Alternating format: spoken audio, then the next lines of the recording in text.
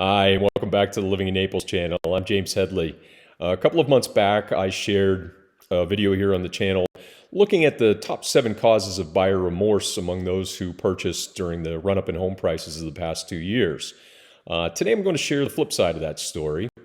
Even with the large profits many sellers made during the recent housing spike, a recent Zillow survey found that 84% of sellers from the past 2 years wish they had done at least one thing differently, with 87% saying that they think it could have made more money if they had done something differently. Of course, that drives some remorse. But before getting into those 4 major causes of seller remorse, let me thank you for tuning into the channel and for liking, subscribing, and sharing. I encourage you to continue doing so. Now, on to those categories of regret. Number 1 was pricing incorrectly. Not surprising. During the height of the pandemic, some homes sold at sky-high prices, leaving some sellers wishing they had listed their homes for more. That was the top regret in the survey, of course. And the more recent sellers go to the other end of the spectrum. Many regret listing their home for too much today, realizing they missed out on the optimal time to sell a year ago or longer, and find that the market has shifted since then. So they're in a position where they're having to hold on to their homes for longer than they expected, perhaps reduce price once or more times, as we're seeing multiple price reductions. And so that getting that pricing right out of the gate, regardless of whether the market is hot, cold, or somewhere in the middle, is crucially important. And we could talk about ways to strategically go about that. Number 2, in terms of those categories of seller remorse, was ignoring online curb appeal.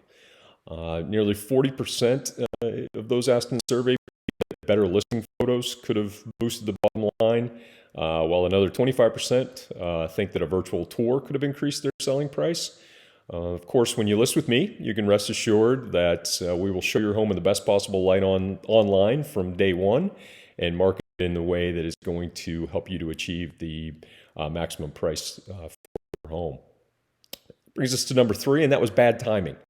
A quarter of recent first-time home sellers wish that they had listed their home at a different time. The ideal time to sell your home doesn't always align with what is best in relation to the housing market, of course. But let's talk about what tweaks to timing and considerations of timing can mean for you when you list your home in order to give it the best chance of selling at the highest price. And that brings us to number 4, and that regret was skimping on repairs. With a smaller pool of buyers out there this spring, in particular, home shopping, sellers need to spruce up their homes, oftentimes to compete. But even during the hot sellers market, more than a quarter of sellers think that they would have gotten a higher sales price if they had invested in more home improvements and repairs. Roughly 2/3 of recent sellers took on at least 2 home improvement projects to prepare their home for sale. And of those, 74% believe that the projects helped to sell their home. Of course, not all home improvement projects are created equal, and the ROI does vary significantly from project to project and room to room. So again, let's talk before you even finalize that decision to sell or not, and certainly before you take on major changes that you're doing with an eye toward selling your home at the maximum price.